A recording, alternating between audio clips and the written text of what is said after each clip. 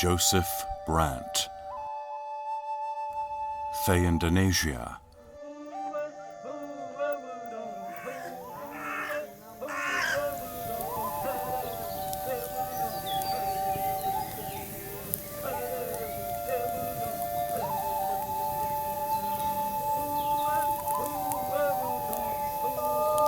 When the smoke of wood fires and burning leaves clings to the November mists in the Mohawk Valley,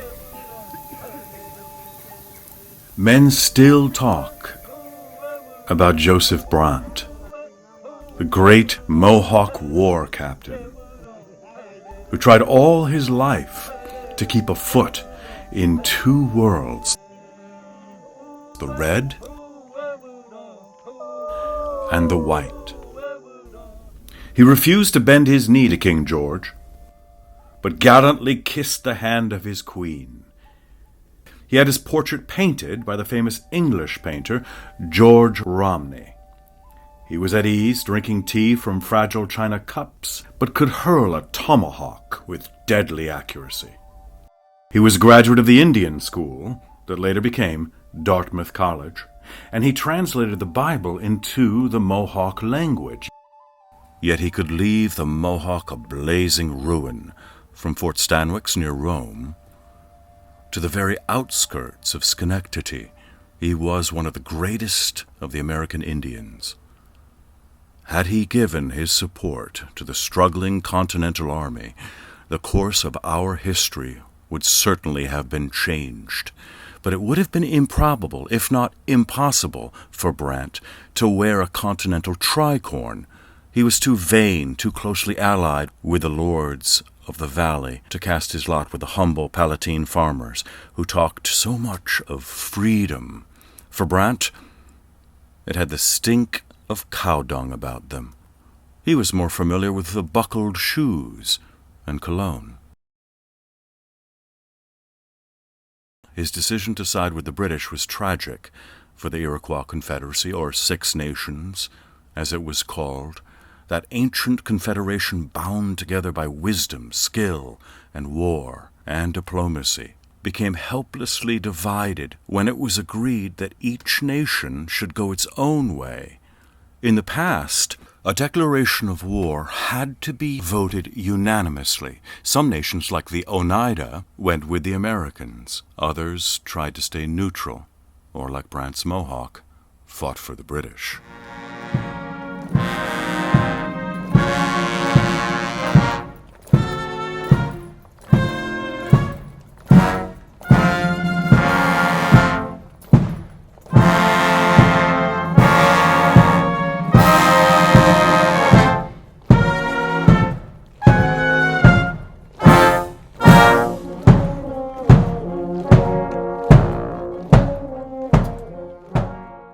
In 1776, when Brant joined the new Indian superintendent, Guy Johnson, in London, he became a celebrity and met the king and queen, but Brant had serious business too. He made clear his allegiance to the crown. The disturbances in America give great trouble to all our nations, as many strange stories have been told to us by the people of that country. The Six Nations, who always loved the king, sent a number of their chiefs and warriors with their superintendent to Canada last summer, where they engaged their allies to join with them in the defense of that country. And when it was invaded by the New England people, they alone defeated them. Brother, in that engagement we had several of our best warriors killed and wounded, and the Indians think it very hard they should have been so deceived by the white people in that country. The enemy returning in great numbers, and no white people supporting the Indians, they were obliged to return to their villages and sit still. We now, brother, hope to see these bad children chastised, and that we may be enabled to tell the Indians, who have always been faithful and ready to assist the king, what his majesty intends. The Mohawks, our particular nation, have on all occasions shewn their zeal and loyalty to the great king. Yet they have been very badly treated by the people in that country. The city of Albany laying an unjust claim to the lands on which our lower castle is built, as one clock, and others do to those of Conjurine. We shall truly report all that we hear from you to the Six Nations and our return. We hope these things will be considered, and that the king or his great men will give us such an answer as will make our hearts light and glad. Brant joined Colonel Thayendanegea's invasion of the Mohawk. The famous Battle of Oriskany, undoubtedly the bloodiest and most ferocious of the Revolution, was fought with Herkimer's gallant farmers standing musket to musket with the king's own. The best of the Hessian gamekeeper sharpshooters and Brant's painted warriors. Brant, who despised defeat, led his Indians back to Fort Niagara, bitterly advising the British High Command in Montreal that from now on he would fight his way. For 6 years, he led his Indian warriors into the Mohawk, again and again, leaving the beautiful valley a sea of flames, while the alarm bells and tiny forts changed frantically. Some raids became classic atrocity stories of American wars. Cherry Valley.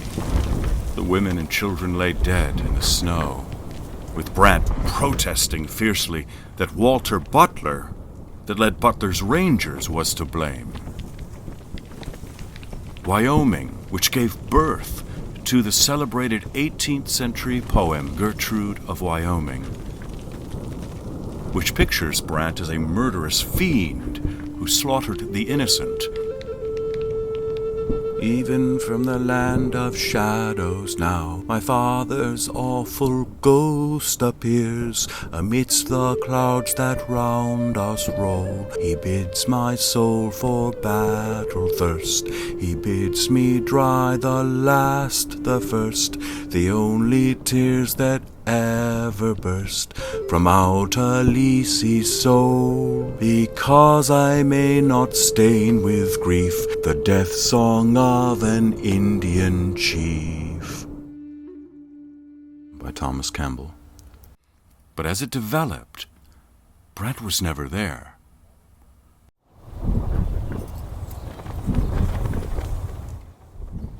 Following the Revolution, Brant led his people across the border to settle into Canada.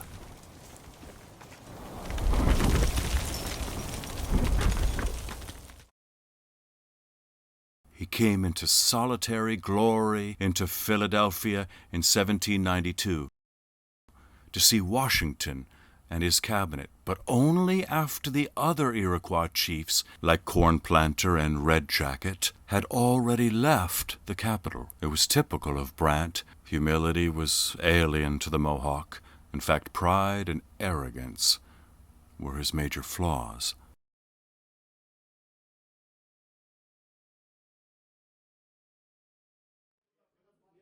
In 1794, Brant attended a meeting of the Council of the Haudenosaunee at Buffalo Creek. The British, however, sabotaged any hope of a successful treaty between the Indians and the United States by intimating that war was imminent with the Americans and suggesting the Indians would have Britain's support in securing their lands. Brant rose and spoke. You of the United States, listen to what we are going to say to you. You, likewise, the king. We are of the same opinion with the people of the United States. You consider yourselves as independent people. We, as the original inhabitants of this country and sovereigns of the soil, look upon ourselves as equally independent and free as any other nation. This country was given to us by the Great Spirit above. We wish to enjoy it and have our passage along the lake, within the line we have pointed out. The great exertions we have made for this number of years to accomplish a peace and have not been able to obtain it, our patience, as we have already observed, is exhausted, and we are discouraged from persevering any longer. We wish for peace, and whenever we hear that pleasing sound, We shall pay attention to it. Brant was no wigwam. He was a storybook Indian dressed in buckskin, stained and bare, with grease and smelling like 1,000 campfires. He was educated, and he wrote with the grace and lucidity that was far beyond many of the farmers he fought against.